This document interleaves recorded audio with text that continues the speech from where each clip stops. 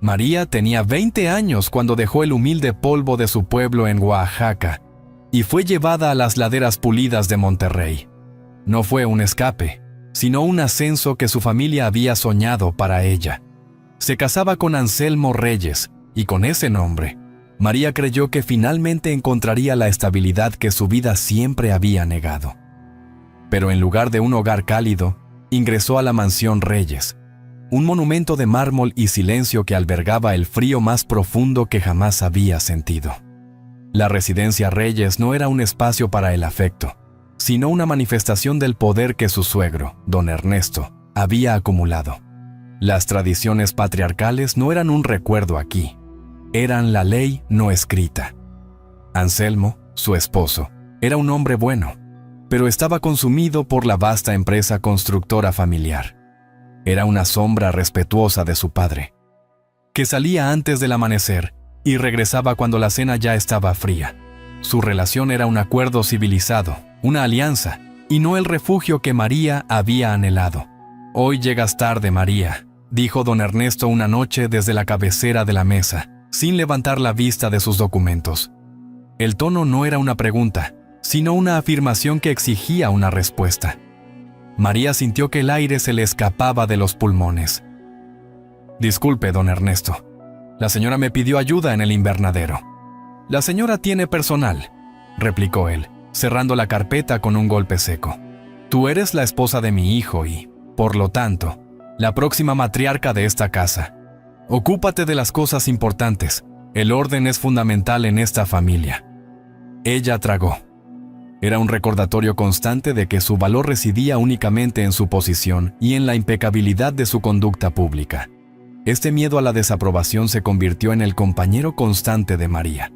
Una semana después, Anselmo se preparaba para un viaje de 3 meses a la costa, supervisando un proyecto clave. María lo vio hacer la maleta en silencio. «Te voy a extrañar», le dijo ella, buscando su mirada.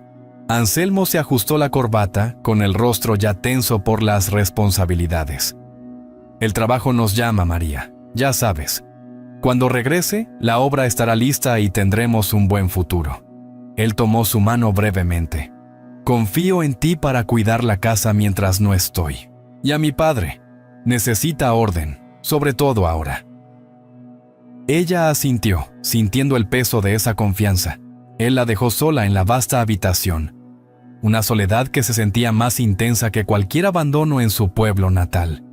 María deseaba la estabilidad que su apellido prometía, pero ahora solo veía una jaula de oro administrada por el patriarca. El vacío que dejó Anselmo fue llenado por la sombra creciente de don Ernesto. El hombre, de impresionante presencia pública y conexiones sociales, empezó a moverse con una familiaridad inapropiada en los pasillos, bajo la excusa de la vigilancia familiar. Al principio, fueron comentarios velados sobre su atuendo. Luego, una mano demasiado firme en el hombro. Gestos de dominación disfrazados de autoridad paterna. La situación escaló. El miedo de María se transformó en un terror helado. El poder de don Ernesto no solo se extendía por la ciudad, sino también por el silencio de esa mansión. Y María se convirtió en el secreto oscuro de la familia bien educada. El horror se hizo físico cuando el malestar no se disipó. Un mes después de que Anselmo se fuera, la certeza golpeó a María como un puñetazo frío. Estaba embarazada, y el bebé que crecía en su vientre no era el hijo de su esposo, el prometido heredero, sino la prueba viviente del abuso de su suegro. La estabilidad por la que había sacrificado todo se había convertido en una trampa insostenible. La ausencia de Anselmo extendió la mansión como un desierto. Tras la revelación escalofriante de su embarazo, María se encontró atrapada entre el mármol frío y el terror.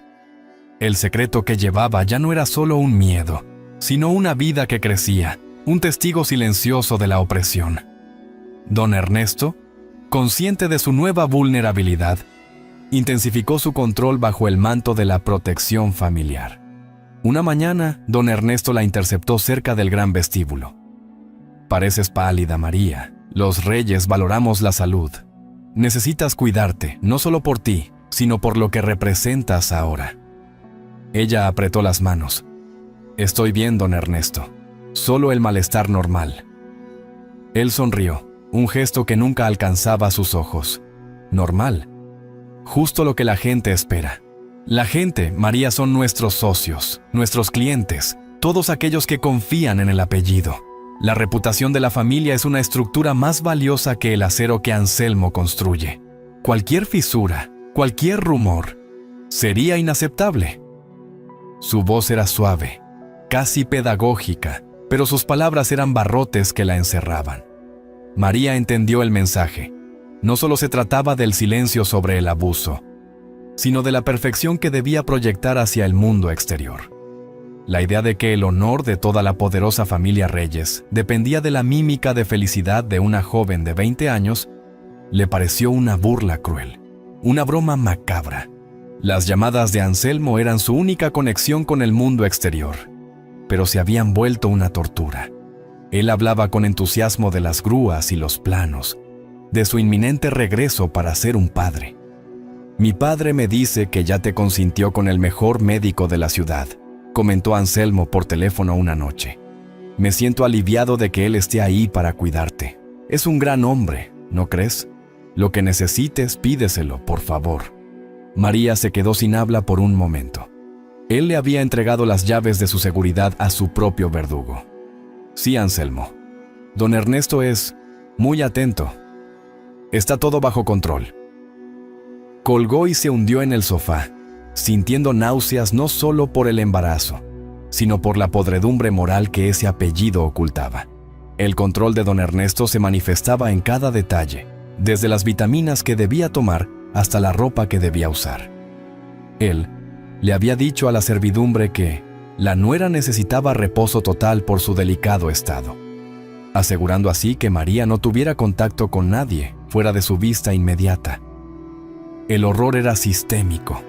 No se trataba solo de un hombre, sino de cómo el poder y las conexiones sociales le daban inmunidad. Los fines de semana, cuando la familia celebraba eventos sociales con la élite de Monterrey, María tenía que ponerse de pie junto a don Ernesto, recibiendo felicitaciones por el próximo heredero Reyes. Él la presentaba con un orgullo paternal, y cada felicitación se sentía como una daga. Ella se dio cuenta de que él no solo había abusado de ella, estaba usando el fruto de ese abuso para asegurar la continuidad de su línea de poder, un movimiento calculado y depravado. Un jueves por la tarde, mientras revisaba los preparativos para una cena de negocios, María encontró a doña Laura, su suegra, en el despacho, mirando fijamente un retrato antiguo de don Ernesto. Doña Laura había sido hasta entonces una figura distante, casi espectral en la casa. «La familia siempre primero, María», dijo doña Laura sin mirar a su nuera. Su voz era apenas un susurro. María sintió un impulso desesperado. «¿Y qué pasa cuando la familia es lo que te destruye?». Doña Laura giró, sus ojos llenos de una tristeza ancestral. Miró el vientre de María, luego a la puerta. El silencio entre ellas fue más revelador que cualquier grito. María entendió entonces que el horror de don Ernesto no era un incidente nuevo, era un patrón, un secreto enterrado bajo generaciones de buena educación y riqueza. La decisión de guardar silencio se afianzó, no solo por miedo a la comunidad, sino porque ahora sabía que incluso su suegra estaba en la misma jaula, y romper ese silencio significaría destruirlas a ambas. La vergüenza y el miedo, como bien sabía, podían ser más destructivos que la verdad misma. Si revelaba la paternidad de don Ernesto, sería ella, la humilde muchacha de Oaxaca, la que sería juzgada y condenada públicamente. Su silencio era la única forma de conservar su dignidad, al menos por ahora. El silencio de la mansión se convirtió para María en un eco constante, amplificando el peso que cargaba. No era solo la carga del secreto, sino la presión psicológica de representar la mentira. Cada comida, cada evento social junto a don Ernesto, la obligaba a ponerse una máscara de esposa feliz y nuera devota, una fachada que la agotaba hasta la médula. La cultura mexicana, rica en honores y tradiciones, también albergaba un juicio implacable. María sabía que, si hablaba, no solo caería don Ernesto. La vergüenza que acarrearía la verdad caería sobre ella misma, sobre Anselmo, y sobre su humilde familia en Oaxaca, quienes serían señalados por haber fallado en asegurar el futuro, o peor aún, por haber provocado el escándalo. El miedo a la crítica comunitaria era un muro más alto y sólido que los muros de la residencia Reyes. «Si hablo», se dijo María en la soledad de su tocador, tocando su vientre en crecimiento, «la sociedad me convierte en la culpable. No verán el poder de él, solo mi debilidad». Su primer impulso había sido huir, desaparecer en el anonimato de una ciudad lejana. Pero cada vez que pensaba en el pequeño latido bajo su piel, una quietud la invadía. Este feto, esta vida incipiente, no tenía culpa. Era inocente de la ambición de su abuelo y de la ceguera de su padre legal. Era un lienzo en blanco, y María decidió que era suyo. Esta decisión fue un acto sutil de rebelión. No podía controlar el pasado ni el poder de don Ernesto, pero podía decidir sobre esta nueva vida. El niño o niña no sería un símbolo de dolor, sino una razón para sobrevivir, para hacerse fuerte. Guardar silencio no era rendirse, sino ganar tiempo, acumular la fuerza necesaria para enfrentar el mundo en sus propios términos. El miedo, sin embargo, era un veneno que se filtraba lentamente. Había días en que María sentía que la mentira la asfixiaba, que no podía distinguir su propia voz de la voz forzada que usaba en presencia de don Ernesto. Él, por su parte, se comportaba con una calma calculada. Continuaba su papel de patriarca protector, asegurando que todos, desde la servidumbre hasta el médico privado, fueran testigos de su devoción por la futura madre de su nieto. «El destino de nuestra empresa está ligado a la salud de mi nieto, María», le recordó un día, entregándole un cheque para la compra de ropa de bebé, con una sonrisa que la hizo temblar. «No escatimes en gastos. La familia Reyes debe dar el ejemplo en todo». Ella tomó el cheque, sintiendo la humillación, pero en lugar de quebrarse, usó ese momento de dolor para alimentar su resentimiento silencioso. La vergüenza dejó de ser un sentimiento que la paralizaba y se convirtió en una armadura. Si don Ernesto quería una heredera perfecta, ella se la daría, pero a cambio, él le estaba dando a ella algo infinitamente más valioso: la prueba irrefutable de su propia maldad y el motor para su venganza.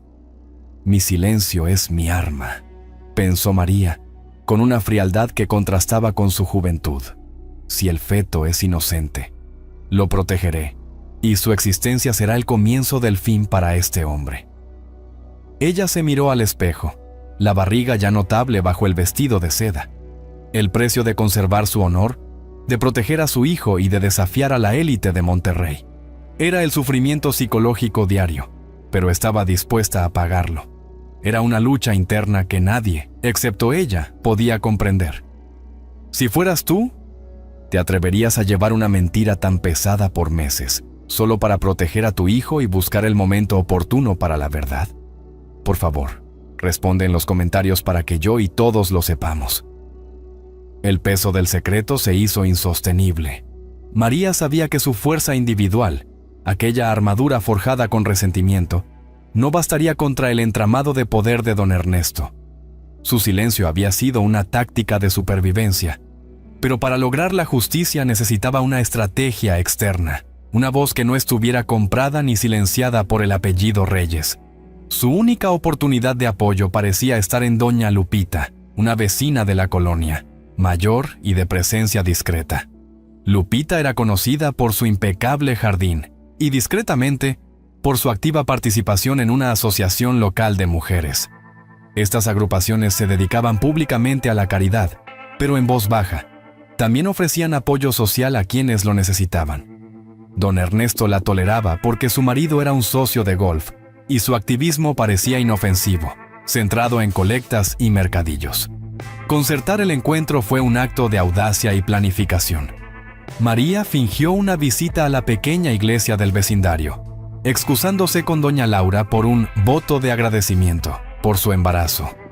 Sabía que las cámaras de seguridad de la mansión Reyes no vigilaban ese punto. Se encontraron en un pequeño banco de piedra, bajo la sombra fresca de un ficus, lejos del ruido de las avenidas principales. El aire se tensó con la verdad apenas contada. María, con la voz apenas un hilo, comenzó a narrar su historia, no usando palabras explícitas, sino el lenguaje del miedo, la coacción y la dominación. Contó cómo la autoridad de don Ernesto se había convertido en su prisión y de cómo el niño que llevaba no era el de su esposo. Mientras hablaba, la vergüenza se liberó de su pecho, transformándose en una ardiente necesidad de ser escuchada. Doña Lupita no la interrumpió. Sus ojos, llenos de experiencia y tristeza, solo se hicieron más grandes con una pena silenciosa. Cuando María terminó, la anciana sostuvo su mano con una firmeza inesperada. «Dios mío, niña, ya he visto estos juegos antes. El poder no solo compra cosas, también compra el silencio», dijo Lupita, su voz áspera por la emoción contenida. Ella no preguntó por detalles innecesarios. Su respuesta fue directa: acción. «Estás sola en esa casa, pero no estás sola en esta ciudad», le aseguró Lupita. Le habló de una red creciente de mujeres, profesionales, abogadas, psicólogas, trabajadoras sociales, que operaban fuera del alcance de la élite de Monterrey. Le explicó que el clima social en México estaba cambiando, que el movimiento contra la violencia de género, aunque no siempre visible en los círculos de riqueza, tenía raíces profundas y fuertes. La existencia de estas organizaciones que apoyaban a las víctimas de violencia de género le dio a María una esperanza tangible. Lupita sacó un pequeño papel doblado con extremo cuidado. «Este no es mi número, es de una doctora. Te llamará una vez a una hora específica a tu celular. Usa el baño de servicio, es el único lugar donde no hay micrófonos ni nadie te puede escuchar». María sintió que por fin podía respirar un poco. La doctora, cuyo nombre estaba garabateado en el papel, era parte de una fuerza que luchaba por cambiar las reglas ancestrales que habían encarcelado a mujeres como doña Laura. El anonimato de la justicia, pensó, podría ser más fuerte que la fama de don Ernesto. Recibir ese papel no fue solo recibir una esperanza, fue aceptar una misión. María sabía que, al confesar su verdad, había encendido una mecha. El riesgo de ser descubierta era inmenso, pero ahora tenía aliados invisibles y un camino a seguir. El silencio ya no era una prisión, sino una estrategia para la batalla que se avecinaba. Este primer contacto la hizo sentir una conexión con miles de mujeres que habían pasado por el mismo miedo, transformando su soledad en un propósito compartido. El regreso de Anselmo fue el detonante que María había esperado. Él llegó con el rostro quemado por el sol del desierto, lleno de ilusiones sobre su futuro como padre y la prosperidad que su trabajo traería a la familia Reyes. La alegría de Anselmo contrastaba con la firmeza helada que María había cultivado en su soledad. Había pasado días en contacto con la abogada de la red de mujeres, quien le había enseñado a documentar, a hablar con precisión y a entender que la verdad, por terrible que fuera, era su única defensa. Esperó a que la cena formal hubiera terminado y don Ernesto se hubiera retirado a su despacho, envuelto en el humo de su puro. El momento de la confrontación era ahora. Ella encontró a Anselmo en el salón principal, doblando unos planos de construcción de un nuevo complejo industrial. «Tenemos que hablar», dijo María, su voz sonando más fuerte y ajena a su habitual sumisión. Anselmo levantó la vista con una sonrisa cansada. «Claro, mi vida. ¿Es sobre la cuna? Pedí la más segura de la ciudad. Papá dijo que no escatimáramos». María se acercó, y la intensidad de su mirada borró la sonrisa de su esposo. «El bebé no es tuyo, Anselmo». La frase cayó en el silencio opulento del salón como un cristal rompiéndose sobre el mármol. Anselmo tardó un instante en procesarlo. Su rostro se tiñó de confusión, luego de una rabia defensiva. «¿Qué estás diciendo? ¿Qué clase de vergüenza me traes a esta casa?» «Es la vergüenza que ya estaba aquí, Anselmo», respondió María, manteniéndose en pie, firme. «El bebé es de don Ernesto». El aire se drenó de la habitación. Anselmo retrocedió como si lo hubieran golpeado físicamente. Su primera reacción, la que le habían inculcado toda su vida, no fue de celos ni de compasión, sino de pánico social. ¿De mi padre? Eso es imposible. Es una mentira. ¿Sabes lo que dices? Esto arruinará el apellido Reyes, nos destruirá. Doña Laura, que había entrado al salón buscando su costura, se detuvo en el umbral, escuchando. Sus manos cubrieron su boca, pero en sus ojos no había sorpresa, solo el reconocimiento de un terror antiguo y muy conocido. El color abandonó su rostro. Anselmo, preso del shock, comenzó a caminar frenéticamente. Tú lo provocaste, ¿no es cierto? Una muchacha ambiciosa. Viniste de un pueblo. ¿Y ahora quieres destruir el legado de mi padre? Su lealtad, la primera línea de defensa, era para el poder y la estructura que le daba su identidad. No, Anselmo, interrumpió María, su voz tranquila y medida, resonando con el lenguaje de la verdad. La destrucción ya estaba hecha mucho antes de que yo llegara. Yo solo estoy nombrando los escombros. Tu padre usó su posición. Me amenazó con el futuro de mi familia, con tu carrera. Él me hizo entender que en esta casa, su voluntad es la única ley. Doña Laura, sin hablar, se acercó lentamente a su hijo. Puso una mano temblorosa sobre su hombro. Anselmo, por favor, escúchala. Él siempre ha sido así. No ve personas, solo ve propiedad. La intervención de doña Laura fue un punto de inflexión brutal. El rostro de Anselmo se contrajo al ver la desesperación y el dolor genuino en los ojos de su madre. Un dolor que él había ignorado toda su vida. El silencio de doña Laura, que había parecido complicidad, ahora se reveló como sumisión forzada. Ella misma se había tragado su propia verdad por el bien de la reputación. Ella había sido la primera víctima de la cultura patriarcal de don Ernesto. Yo no te pido que me creas a mí, Anselmo, dijo María, su voz más suave ahora. Te pido que te mires a ti mismo. ¿Estás dispuesto a seguir siendo el hijo que tu padre manipula? ¿O vas a ser el hombre que defiende la verdad, aunque esa verdad nos cueste todo? Anselmo miró a su madre, a su esposa, y al vientre de ella. El legado de su padre era una mentira y un abuso. El legado que le ofrecía María era la verdad y el precio de la libertad.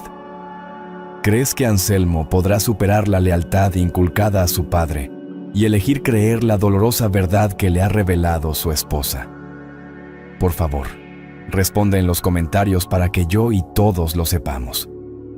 La decisión de María y el apoyo tácito de doña Laura dieron a la abogada de la red de mujeres la luz verde para actuar. El proceso fue ejecutado con una precisión fría y calculada, demostrando que la verdad podía ser tan estratégica como el dinero. Una mañana, antes del amanecer y mientras don Ernesto salía para su habitual reunión de negocios, se presentó ante un tribunal de Monterrey la demanda formal. No era solo una denuncia por abuso, sino una acción legal que impugnaba la paternidad del niño y exponía el uso del poder económico y social para la coacción. Hemos atacado donde más le duele, su intachable reputación pública, explicó la abogada a María en una llamada segura, utilizando un teléfono desechable provisto por la organización. Él puede comprar jueces, pero no puede comprar la verdad biológica ni la indignación de la gente. La respuesta de don Ernesto fue inmediata y brutal. Su primera acción no fue legal, sino mediática. Los periódicos locales, financiados o influenciados por sus negocios, publicaron artículos velados sobre la inestabilidad emocional de María y la ambición desmedida de una joven recién llegada. Los titulares sugerían un intento de extorsión y un ataque artero a la moral de una de las familias más respetadas de la región. El dinero de don Ernesto compró silencios en la prensa tradicional y aceleró procedimientos legales, presentando pruebas falsas y testigos que juraban sobre la moralidad y la honorabilidad del patriarca. Dice que estoy loca, que solo quiero su dinero, dijo María, leyendo un artículo en el Refugio Temporal, sintiendo la punzada del desprestigio, pero ya sin el miedo paralizante de antes. Su embarazo era ahora su escudo, no su debilidad. Lo intentará todo para que te rindas antes de que lleguemos al examen de ADN, respondió doña Lupita, quien coordinaba la logística de María con la red de apoyo. Él opera con amenazas, pero nosotras operamos con datos y con comunidad. Pero la élite de Monterrey no controlaba todos los foros de opinión. El caso, por su naturaleza, se filtró a la prensa nacional e independiente, especialmente a aquellas plataformas comprometidas con el periodismo de género y la denuncia de la violencia estructural. Cuando la historia de la nuera de 20 años embarazada del suegro millonario fue publicada en un medio digital de gran influencia, el escándalo social estalló con una fuerza incontrolable. La batalla legal se transformó en una batalla social. Las abogadas de María se enfocaron en el contexto. No era un drama pasional, sino un patrón de abuso de autoridad dentro de una estructura patriarcal que protegía a los poderosos. Este lenguaje resonó con fuerza en el creciente movimiento feminista de México. El movimiento Ni Una Menos adoptó el caso de María como un símbolo de que el abuso no conocía clases sociales, sino que se escondía incluso detrás de las fachadas más bien educadas. Las redes sociales se llenaron de mensajes con el hashtag La Verdad de María. Se organizaron pequeñas vigilias y protestas silenciosas frente a los edificios corporativos de don Ernesto. La presión se hizo palpable. El poderoso empresario, acostumbrado a manipular la opinión pública a puerta cerrada, se encontró por primera vez enfrentando la furia colectiva de un movimiento social que no podía ser comprado ni silenciado. Don Ernesto intensificó su contraataque legal, exigiendo una orden de silencio y la desacreditación de las abogadas de María. Argumentaba que el feto era un instrumento de chantaje y que la familia Reyes estaba siendo víctima de una conspiración política urdida por María. Sin embargo, cada acción que tomaba solo servía para darle más voz a María, cuya valentía al enfrentar a un hombre tan poderoso se había convertido en un faro. La batalla legal estaba lejos de terminar, pero el juicio social ya había comenzado.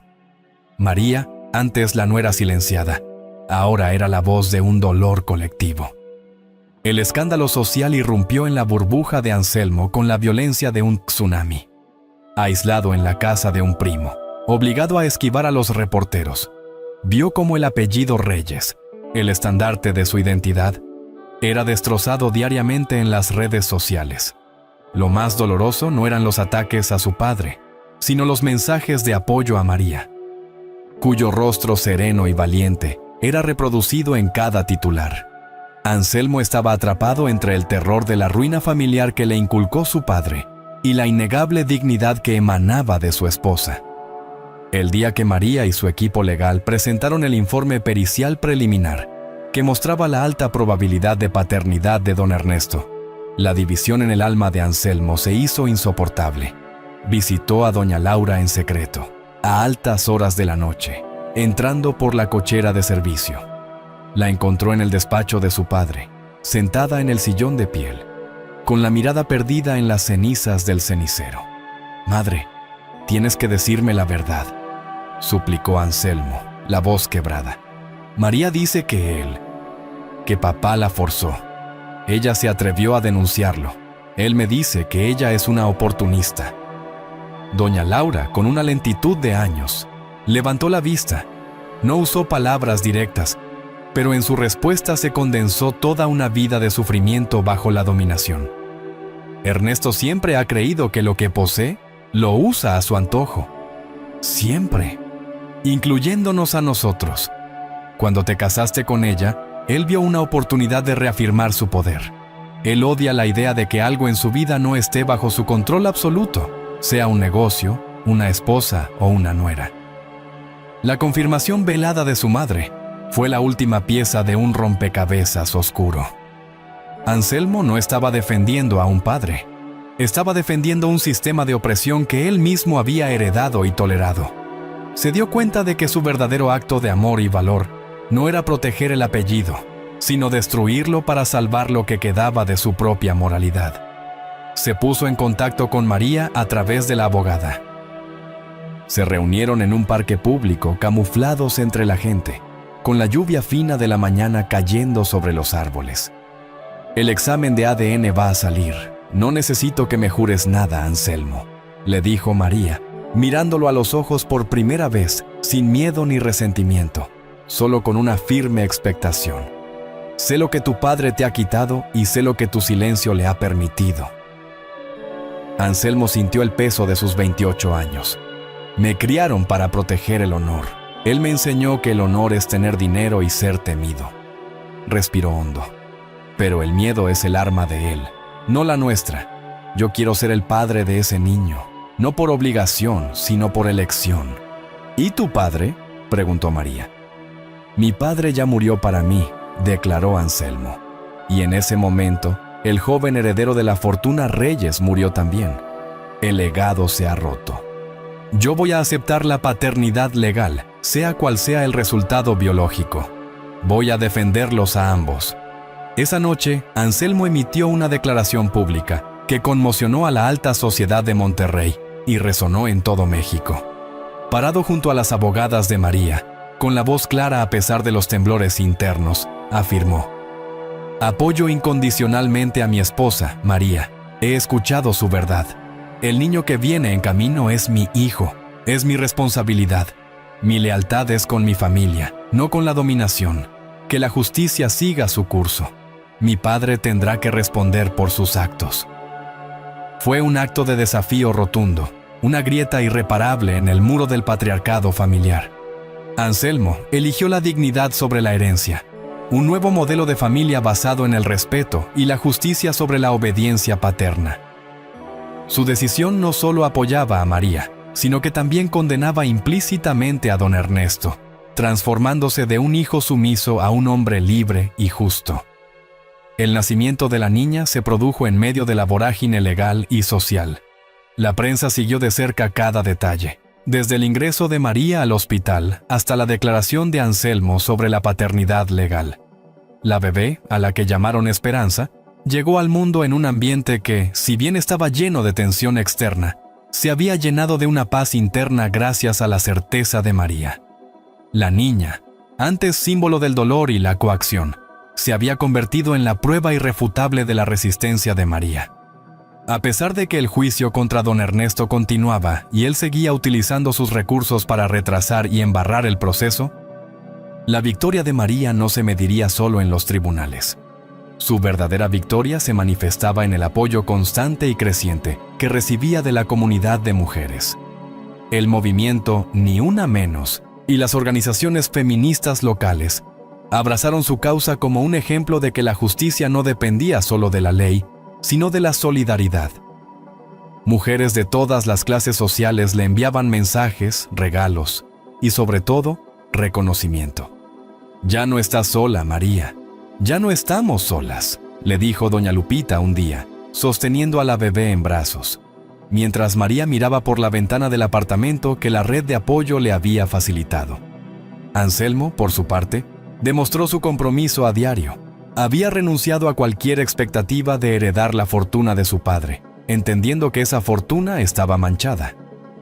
Comenzó a trabajar como contratista independiente, usando sus conocimientos en construcción para proyectos más pequeños, con un nuevo sentido de la honestidad y el trabajo.